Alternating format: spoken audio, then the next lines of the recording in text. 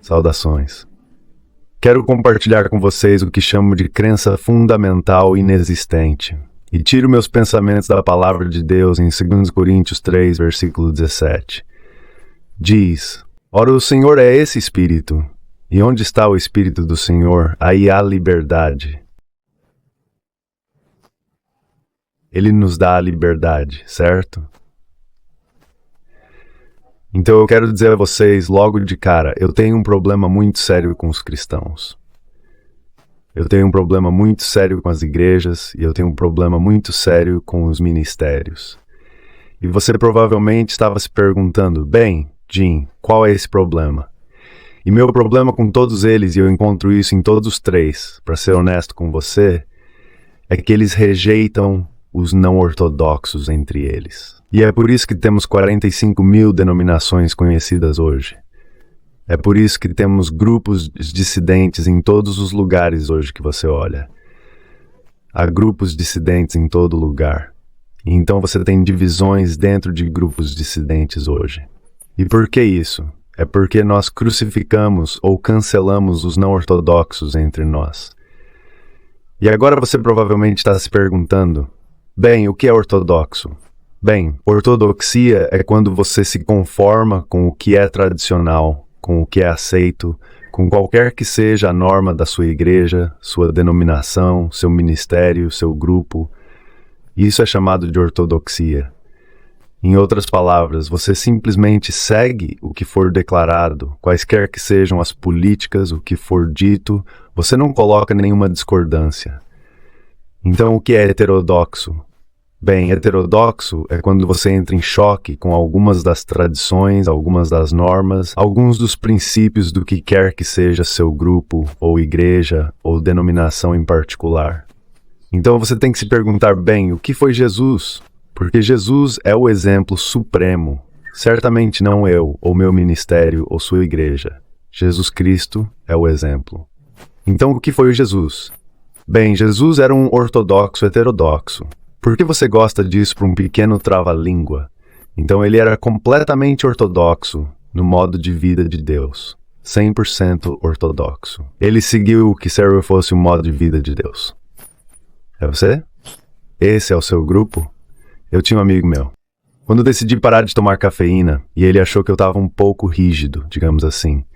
Então, quando fui até a casa dele, ele tirou um refrigerante da geladeira e me entregou. Ele disse, agora, Jim, não se preocupe com isso. É 99,9% livre de cafeína. E eu olhei para ele e com certeza na lata dizia 99,9% sem cafeína. Isso não é ortodoxo. Você está comigo? Então Jesus era completamente ortodoxo. Não 99,9%. O que você é, qual é o seu grupo, qual é a sua igreja, honestamente, porque estamos caminhando para o último fato. Estamos nos últimos dias e Deus está procurando os puros de coração. Então Jesus era heterodoxo, com qualquer uma das adições e subtrações que sua igreja tentou colocar nele. Você tem que saber que essa era a sua igreja. Era sua igreja denominada. Ele a trouxe à existência e a igreja adicionou e subtraiu dos princípios de Deus. Então Jesus era muito heterodoxo em qualquer coisa que sua igreja tentasse adicionar ou subtrair dele. Então, porque ele era heterodoxo, e tem isso em mente, porque a mensagem é sobre o que você está fazendo com os heterodoxos entre vocês.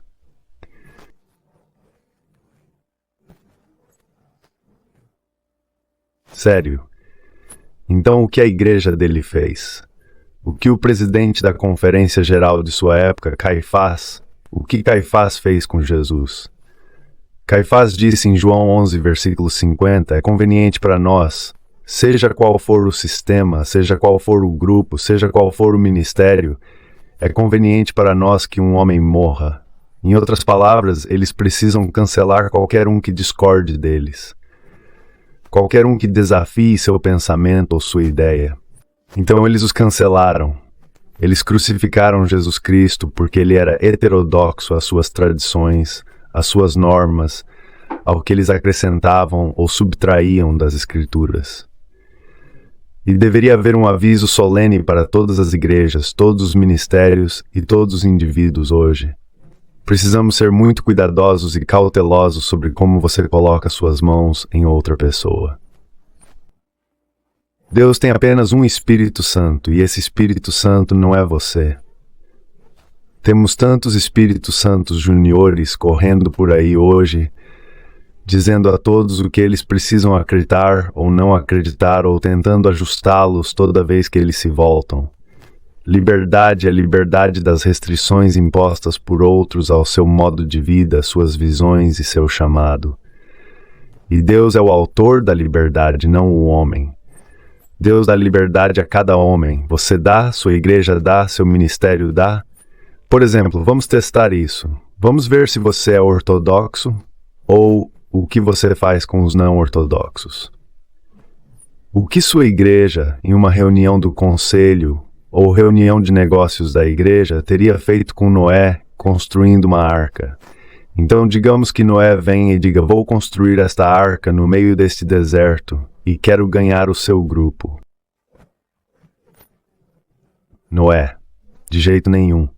Eles teriam dito que Noé estava fora de sintonia com o senso comum. Noé era muito pouco ortodoxo. Então, o que sua igreja, ou seu grupo, ou seu ministério teriam feito com Gideão e seus 300 guerreiros para enfrentar um exército inteiro?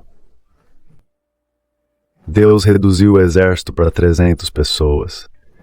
Então, olhe para as armas, ou a falta de armas que Deus deu a Gideão para enfrentar o inimigo. Você fala sobre o impossível, você fala sobre loucura, você fala sobre ser pouco ortodoxo. Tudo o que Gideão fez foi totalmente pouco ortodoxo. Sua igreja, seu grupo, nunca teria permitido isso. Então, o que sua igreja ou grupo teria feito com as 95 teses de Lutero? Honestamente, você sabe o que você teria feito. Você teria se apegado às suas tradições.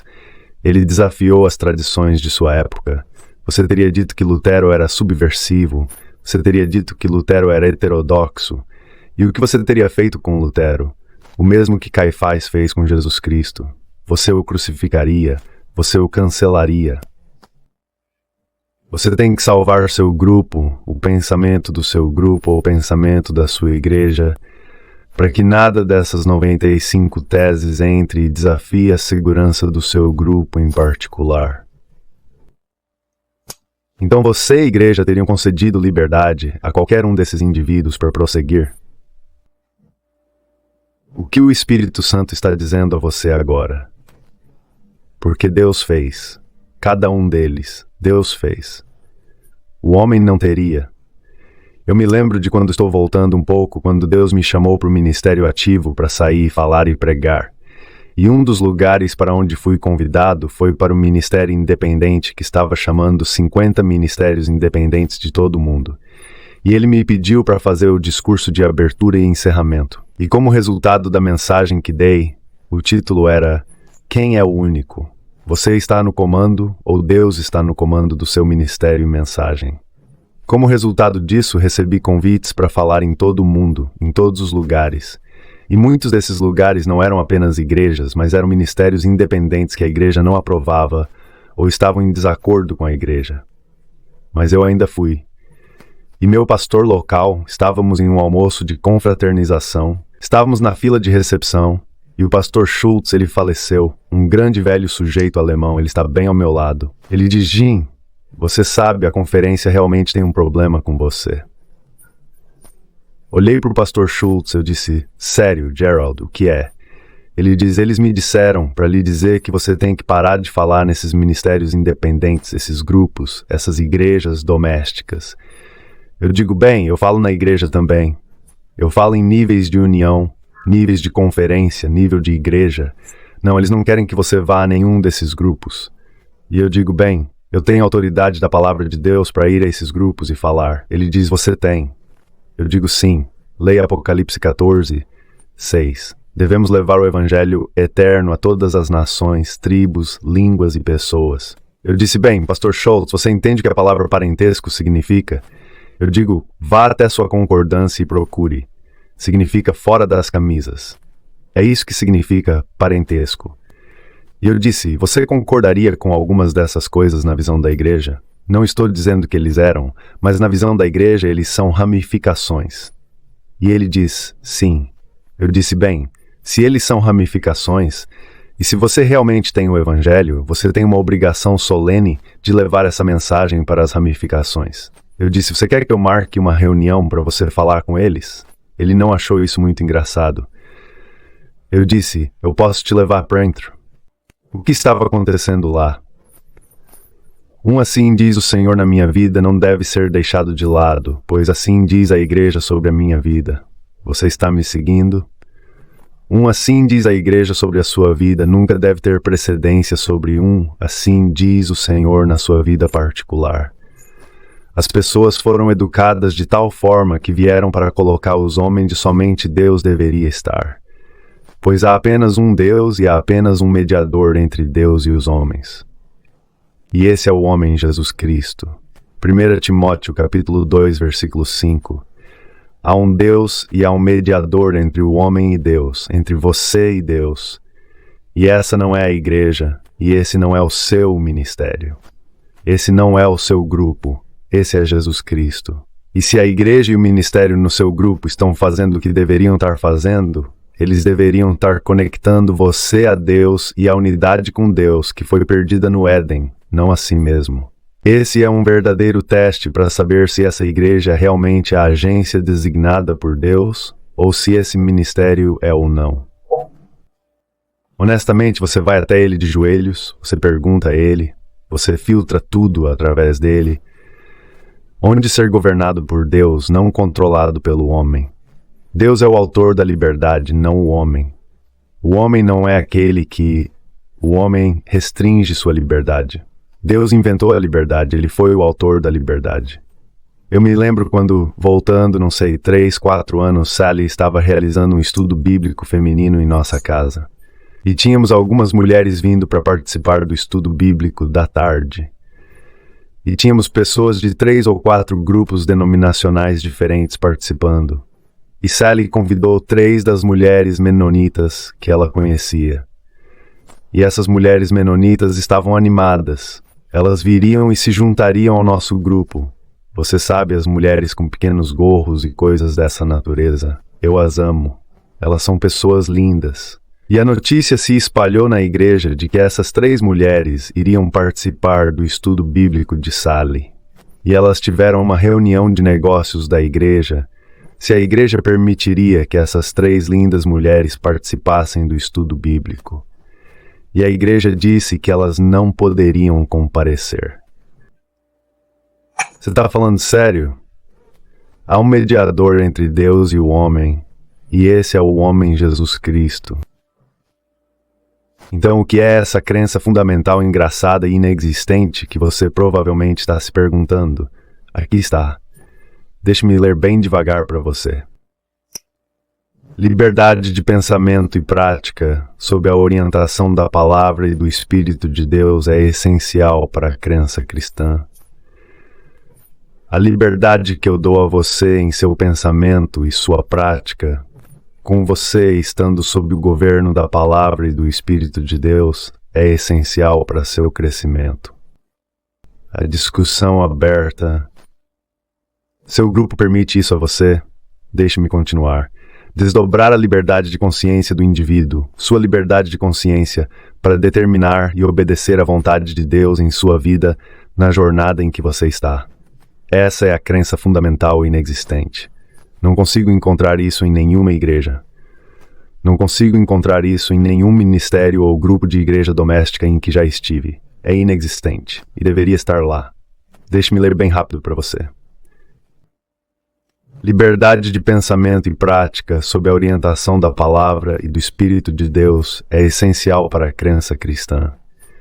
Prática e unidade com Deus, encorajando o estudo desimpedido, discussão aberta e vivência das Escrituras, desdobrando a liberdade de consciência do indivíduo para determinar e obedecer à vontade de Deus em suas vidas. Martinho Lutero entendeu isso. Deixe-me ler para você os pensamentos de Martinho. Você sabe que Martinho Lutero é um dos grandes reformadores de todos os tempos.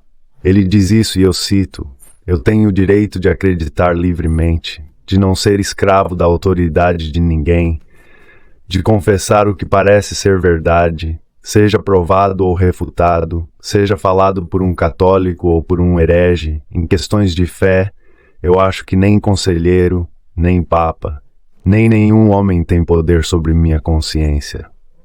Martinho Lutero disse isso em 1519 para John Eck, que estava tentando crucificá-lo, afastá-lo. Então as observações de Luther decorrem do fato de que fomos criados livres, agentes morais com o poder de escolha sobre nossas vidas. Este privilégio é um presente de Deus, não do homem. Então, pessoal, tirem as mãos. Tirem as mãos dos seus irmãos. Tirem as mãos daquele ministério com o qual talvez você não concorde em um ponto. Então, digamos que você esteja seguindo um ministério e realmente goste do que esse ministério é. E esse ministério discorda de você em um ponto, mas você concorda em 99 pontos. Você vai jogar esse ministério fora por causa desse ponto em vez dos 99? Você está doente? Você está louco? É por isso que temos 45 mil denominações no mundo hoje. Dê aos seus irmãos algum espaço na jornada em que eles estão. Você não é o Espírito Santo Júnior. O que você ou sua igreja teriam feito com o seguinte? Honestamente, agora você se faz essas perguntas. Digamos que seu grupo, sua igreja se reúne e você vai decidir por João Batista qual é sua dieta e vestimenta. O que você teria feito com a dieta e a vestimenta que Deus designou para João Batista? Você sabe o que teria feito com isso. Você teria cancelado, de jeito nenhum. O homem é um lunático. Deus não fez isso. O que você teria feito com João Batista? O que você teria feito com Moisés quando Deus o enviou para o deserto por 40 anos de tempo limite? Você diz: não, Moisés, você tem que ir para a linha de frente. Você tem que tirar aquelas pessoas do Egito. Deus disse: não, eu tenho uma aula real para Moisés no deserto. E era a aula de autodepreciação. Ele deixou Deus tê-lo inteiramente. Eu me pergunto se é você. Talvez você precise de 40 anos no deserto. Talvez eu precise de 40 anos no deserto. O que você teria feito com eles? Você teria cancelado isso? O que você teria feito quando Deus olhou para baixo da mãe de Jesus, Maria? O que você teria feito com a idade dela no casamento? Sério, agora me disseram que ela tinha cerca de 16 anos e se casou com outro homem que já foi casado antes. O que você teria feito com essa situação? Você teria tido muitas objeções, não apenas à idade dela, mas com quem ela iria se casar. Então você realmente acha que pode administrar a vida de outras pessoas? Então o que você teria feito com a escolha dos discípulos de Jesus? Se tivéssemos que trazer aqueles 12 discípulos diante de nós, quem seria o primeiro que você teria escolhido? Provavelmente teria sido Judas, mas não Jesus. Jesus até selecionou um indivíduo que eu pensei que ele estava errado em selecionar. Mateus era um publicano.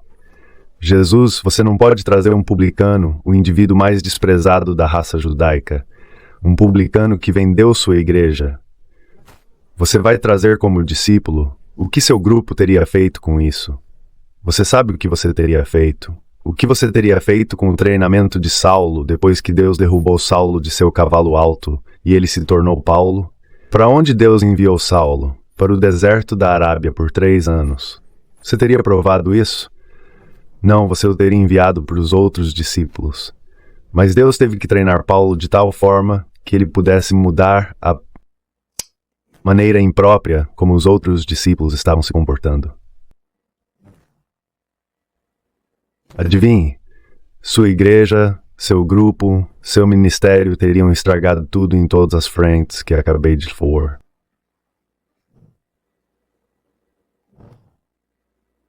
Os mortais estão sempre buscando estabilizar seu arco.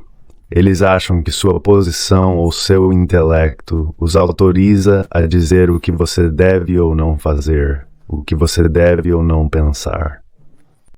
Foi isso que Caifás disse. E se tivéssemos deixado Caifás, o presidente da Conferência Geral, ter autoridade sobre a educação de Jesus? Jesus nunca frequentou escolas rabínicas. Ele nunca teve um cargo, não teve um título. Caifás nunca teria permitido isso.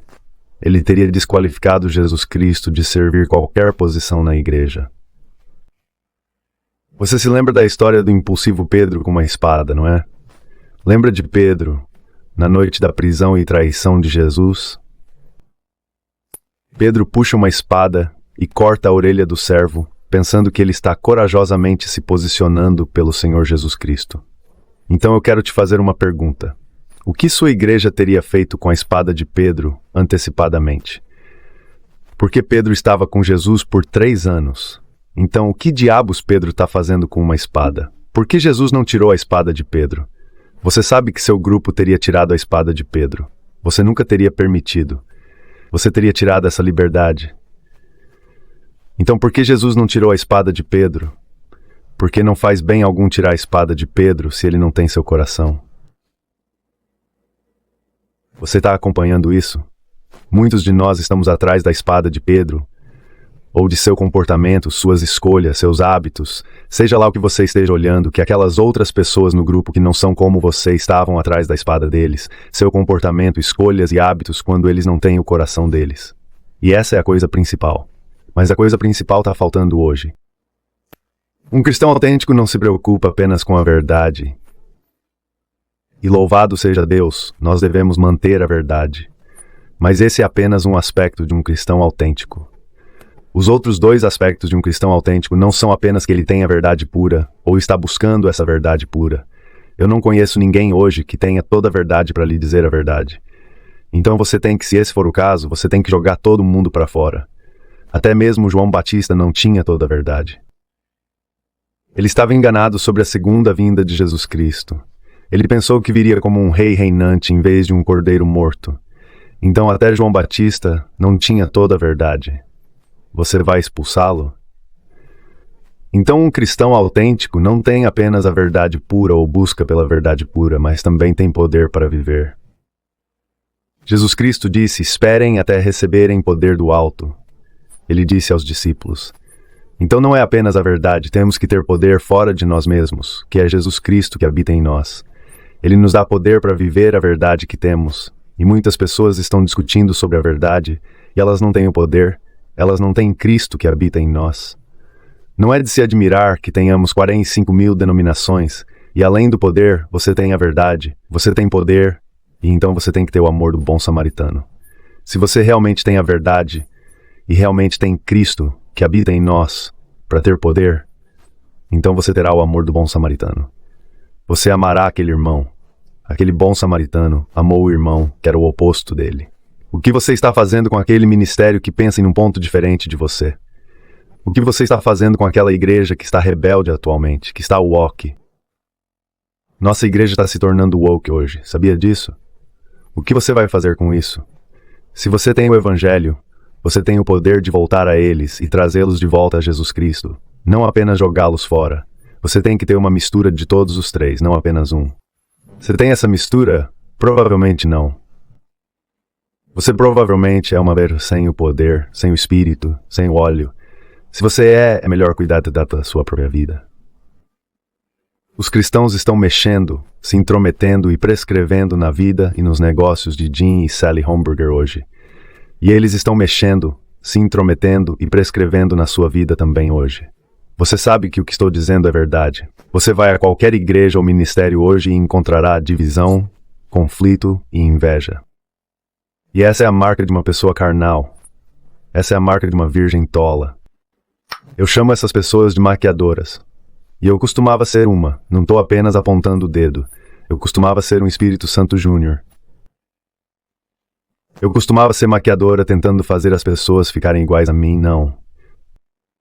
É você. É esse o grupo ao qual você pertence.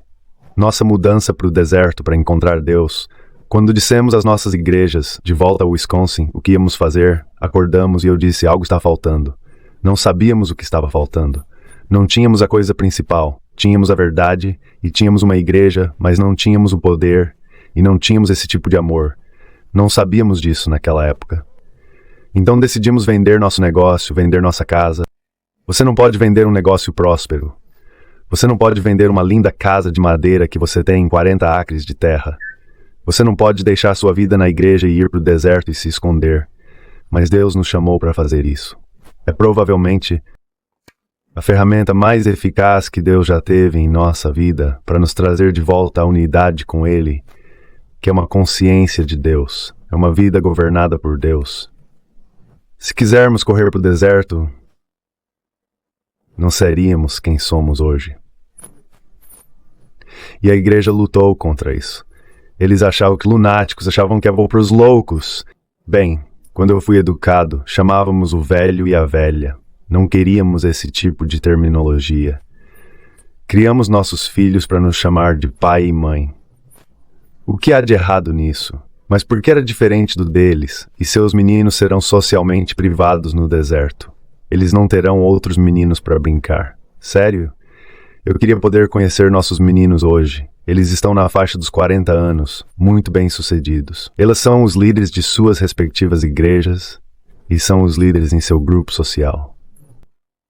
E então sua escolha de educação domiciliar, Jim, é muito estruturada. Sério? Precisamos de estruturas. Porque quando vejo o que acontece na igreja hoje, fico doente quando vejo a falta de estrutura em nossas igrejas hoje. E eles disseram, sem TV. Eles pensaram que estávamos privando nossos meninos porque não tínhamos TV em casa. Tivemos 3 pessoas tentando nos dar uma TV. Não, obrigado. Uma pessoa veio até nós. Bem, esta é apenas uma pequena TV. Eu disse não, obrigado. A natureza selvagem é a nossa TV. E o tempo dos nossos meninos com seus pais é a TV deles. Então eles pegaram no pé dos nossos pais. Do que eles gostavam? Nós não tínhamos refrigerante em casa. Nós privávamos nossos filhos. Nenhum chiclete. Nós privávamos. Eles estão todos tentando levá-lo em metal prescrito e como criaríamos nossos filhos. E cada um deles era um padrão mais alto. Eles querem nos arrastar para um padrão mais baixo. Eu disse que nosso slogan para criar nossos filhos até que eles se casassem e saíssem de casa era dê a eles o melhor e proteja-os de todo o resto. E esse era o nosso slogan. O melhor eram os pais centrados em Deus, e nós os protegemos de tudo o mais que eles não precisassem ter que se livrar quando ficassem mais velhos. Esse era o nosso slogan. E a igreja não aguentou. Por quê? Porque os ameaçava. Nosso evangelismo é primeiro o acampamento base e depois as linhas de frente. Se não funcionar em casa, saia das linhas de frente. Encontre o poder. Encontre um bom amor samaritano, não apenas a verdade. Quando pegamos essas pessoas, elas intelectualmente são enviadas para a verdade. Então as enviamos para a linha de frente e elas não têm poder em seu casamento. Nenhum poder para criar filhos piedosos. E elas não amam os irmãos que são diferentes delas. Nós as enviamos para a linha de frente para converter intelectualmente outras pessoas, trazê-las para a igreja. E não há poder na igreja. Os casamentos não são em amor. As crianças não são bem ordenadas, bem disciplinadas, centradas em Cristo. E achamos que estamos encarecendo a igreja e estamos diluindo a igreja ou seu grupo individual. E eles nos disseram, e quanto ao seu dever de frequentar a igreja? Bem, nós somos igreja em casa, amigo, você pensaria que éramos hereges? Onde 1 ou 2 estiverem reunidos, ali estou eu, diz Deus. Esse era o nosso programa, eles não aguentavam. Sim, éramos altamente irregulares e adivinha? Ainda somos hoje. Encontrar a liberdade de ser quem Deus criou alguém para ser pode ser bastante perturbador para a mentalidade de rebanho. Apenas tente romper com a mentalidade de rebanho em seu grupo ou sua igreja. Isso se torna ameaçador para o pensamento de grupo. Se você não acredita nisso, tente pensar fora da caixa de sua família. Tente fazer isso. Tente pensar fora da caixa de sua igreja, ou talvez até mesmo de sua filiação política, ou seu emprego, ou a camarilha com a qual você quer andar, onde o Espírito do Senhor está lá. Há liberdade se eles não lhe derem essa liberdade e eles o destruírem. Eles têm um problema, não você. O Espírito deles diz se eles são de Deus ou se tudo que eles têm é religião, porque religião nunca é o suficiente. A religião geralmente crucifica os não ortodoxos entre eles, onde Jesus Cristo abraça os não ortodoxos, abraça o soldado romano, abraça Levi e Mateus, abraça a mulher no poço, abraça a prostituta. O que você faz? Abraça o leproso. O que você está fazendo com eles? E esse é um verdadeiro teste para saber se você realmente tem o pacote do Evangelho e não apenas sua verdade individual. Se você fizer isso, você será visto como um albino. Veja, quando um albino nasce num rebanho, o rebanho não terá nada a ver com isso porque é diferente do rebanho. E adivinha? Odeio usar o termo albino para Jesus, mas ele era albino. E eles não suportavam isso. Perspectivas impopulares não são permitidas. Certas opiniões são melhores não expressas, tão perigosas. E quando Jesus expressou essas opiniões, eles o crucificaram. E eles vão crucificar você também. Há muitas coisas, Jesus, como eu desejo lhe dizer, mas você não está preparado para receber. Sim. Então, quem lhe deu o fardo de ser consciência para seus irmãos?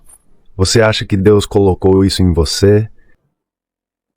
Quem colocou isso em você? Por qual espírito você é guiado e controlado quando busca restringir minha liberdade em Cristo? Como vou criar meus filhos? Como vou conduzir minha vida? Quem lhe deu esse fardo? Quando as pessoas sufocam ou controlam excessivamente a liberdade de um indivíduo em Cristo, tudo o que produzem são recortes de biscoitos. E desculpe, eu não me encaixo nos seus recortes de biscoitos. Sou um recorte feito somente à imagem de Deus. Que não sufoquemos uns aos outros. É isso que estamos fazendo. Que o céu nos ajude. Eles sufocaram tantos cristãos na Europa e na Inglaterra que eles fugiram, pegaram um navio e vieram para a América. E eles desenvolveram o que é chamado de Declaração de Independência. Eles disseram isso, e é por isso que as pessoas deixaram a Europa, deixaram a Inglaterra. Eles queriam liberdade. Eles queriam liberdade. E as igrejas não lhes darão a liberdade. Eles disseram: nós consideramos essas verdades como evidentes por si mesmas, que todos os homens são criados iguais, que eles são dotados por seu Criador com certos direitos inabaláveis e alienáveis, que entre estes estão a vida, a liberdade e a busca da felicidade. Você dá isso aos não ortodoxos entre vocês. Vocês sabem que vocês não têm vergonha de vocês, ou eu deveria dizer vergonha de nós. Quando vocês tentam influenciar e moldar a vida de outro, sua vida dá evidência de que vocês são influenciados e moldados pelo poder divino. Esse é o ponto número 2. Verdade sim, mas vocês têm o poder de Cristo vivendo em vocês, porque Jesus Cristo não enviou os discípulos com a verdade. Ele disse: esperem até que vocês tenham esse poder residindo em vocês. Esperem, porque vocês não têm o pacote completo. Minha avó católica disse isso muito bem. Ela disse: limpem seu próprio quintal antes de limpar seus vizinhos. Eu acho que essa é uma boa teologia. Minha avó católica, a propósito. Quantos hoje são como intrometido Pedro? João 21, versículos 20 a 22. Então Pedro se vira. Vê o discípulo a quem Jesus amava. Pedro diz a Jesus: Senhor. E o que este homem fará a intromissão de Pedro na vida de João e Jesus? Olha para Pedro e diz: Jesus diz a ele: se eu quiser que ele fique, até que eu venha, o que é isso para você? Pedro não é da sua conta, é o que Jesus está dizendo. Então Jesus olha para Pedro e diz: siga-me. Então qual é a sua porcentagem em seguir Jesus? E o amor do bom samaritano? Se não é melhor tirar as mãos de Pedro, quem quer que seja o Pedro em sua vida. Você pensaria que Pedro estaria ocupado consigo mesmo. Quantos hoje são como Pedro? Eles estão mexendo, estão se intrometendo, estão prescrevendo nos assuntos da sua vida, não apenas na minha vida, na sua vida, enquanto negligenciam os deles. Tem um casal que veio até mim e eles são muito ativos em sua igreja local. Então o que eles fizeram foi se retirarem de seus cargos e passaram algum tempo no deserto só para encontrar Deus em suas vidas, para trazer Deus para seu casamento, porque seu casamento estava lutando com algumas áreas e para trazer Deus para seus filhos. E a igreja enlouqueceu e seu casamento melhorou. As crianças estavam se comportando melhor, sua vida individual estava crescendo. Coisas que costumavam controlá-los, eles estavam tendo liberdade sobre. E a igreja explodiu. Eles eram a fofoca de toda a igreja. Quem você pensa que é? Você acha que só por viver no seu aquário, eles vão se tornar justos quando você mesmo não se tornou? Dê um tempo para eles. Não deve haver quarterbacks de poltrona. É assim que o chamamos nos esportes. Você sabe, alguém está assistindo a um jogo de futebol, eles estão sempre mostrando, bem, o quarterback deveria ter feito isso. Ah, sério? Você é um quarterback de poltrona para todos os outros? Eu chamo de Espíritos Santos juniores, governando discriminadamente sobre as vidas dos outros. Você tem esse problema? Mestre, vimos alguém expulsando demônios em teu nome, e ele não nos segue, e nós o proibimos porque ele não nos segue.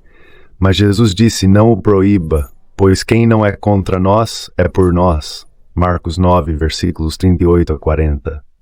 Quem você pensa que é para colocar as mãos em outra pessoa? Eu sei de um ministério em particular na Europa fazendo um ótimo trabalho, um trabalho simplesmente fantástico. Mas porque esse ministério em particular não via uma coisa da mesma forma que os outros, eles os expulsaram. Você poderia encontrar algo errado para expulsar Jim Homberger. Tenho certeza que sim. Não estou aperfeiçoando isso. Estou buscando essa vida pura em Jesus Cristo. Mas nessa jornada não tenho tudo junto.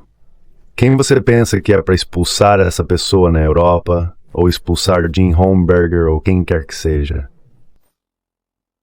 Só porque você não vê uma coisa da mesma forma? Quem fez de você Deus? Se você realmente tem o Espírito de Cristo, você não fará isso. Jesus não deu a seus discípulos supremacia sobre seus irmãos. Eu posso ouvir alguns dizerem, bem, Jim é contra defender a verdade e apontar o erro. Nem um pouco. Em questões relativas à verdade, erro e moralidade, precisamos seguir 3 princípios bíblicos. Número 1. Gálatas 6:1. Irmãos, se um homem, aquele homem que vocês estão apontando, for surpreendido em uma falta, vocês que são espirituais, restaurem tal homem no espírito de mansidão. Este é um comando qualificado. Se você vir um irmão que tem uma falta, você que é espiritual significa que você tem aquele pacote de 3 juntos. Isso significa que você não só tem a verdade, significa que você tem poder sobre Jesus Cristo. Ele está vivendo em e através de você. Então você se aproxima. Vai ser muito importante. E então você tem o amor do bom samaritano por essa pessoa. Se você tem isso, vá até seu irmão. Se não tem, limpe seu próprio quintal. Não dele. E então Atos 9:6 diz, Senhor, o que queres que eu faça? Então, só porque você vê esse desequilíbrio, você tem que obter permissão de Deus.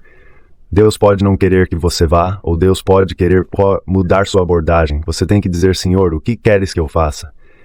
Sempre se voltando para seu mestre em busca de direção, não pensando que você é o Espírito Santo Júnior.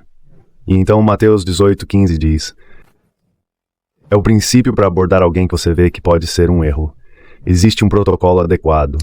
Existem 3 etapas. Vá em particular entre você e ele. Você não faz isso. Você sabe o que você faz? Você vai até todo mundo e fofoca sobre essa pessoa. Então você reúne todo esse grupo e joga essa pessoa para fora.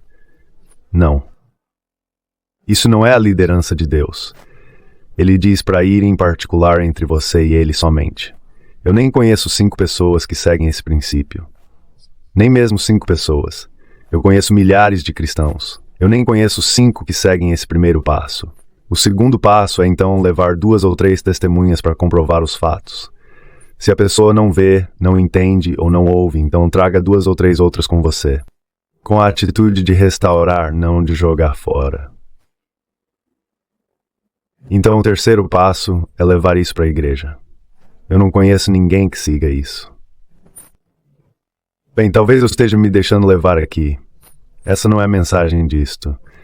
Mas essa é a abordagem que devemos adotar. A mensagem é a crença fundamental inexistente. É disso que estamos falando. e estamos todos em níveis diferentes. O princípio primário pelo qual todos devemos viver pelo Espírito do Senhor é que há liberdade. Portanto, ninguém tem o direito de fundir sua própria individualidade na de outro. Eu tinha um homem, ele se mudou de Loma Linda, ele era cardiologista, lindo, lindo homem, lindo. Eu amo esse casal, lindo casal. E ele escreveu alguns livros, um sobre a segunda vinda de Cristo, outro sobre Daniel e Apocalipse, e seu livro sobre a segunda vinda. Créditos, quero dizer, eu nunca li nada melhor na minha vida. De qualquer forma, ele se mudou para esse cenário remoto e selvagem, não por mim, mas um cenário diferente. Havia algumas outras pessoas com a mesma crença lá. Bem, elas leram um de seus livros e não concordaram com tudo. Então esse homem acreditava tanto em compartilhar a mensagem que Deus havia lhe dado, que perguntou a uma pequena loja do interior: "Posso colocar meus livros na sua loja?" E as pessoas podem querer conhecer um autor local. Eu pensei que isso era meio pitoresco. Bem, o pequeno grupo com o qual ele estava adorando tentou expulsá-lo da igreja por colocar aqueles livros em um mercado público, porque eles não acreditavam em tudo que estava no livro. Você tá falando sério? Tire suas mãos dessas pessoas. Quem você pensa que é? Na Igreja de Cristo não deve haver opressão senhorial, nem compulsão, nem força.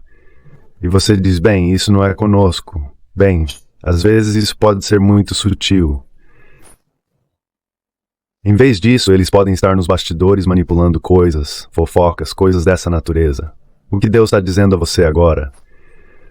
Todos nós deveríamos acreditar e praticar o direito infalível da liberdade de consciência, não meramente o pensamento de grupo. E esse homem em particular, um homem adorável, não concordou totalmente com o pensamento de grupo, e ele o desafiou até certo ponto porque sentiu que Deus lhe deu essa mensagem, e eu acredito que Deus deu.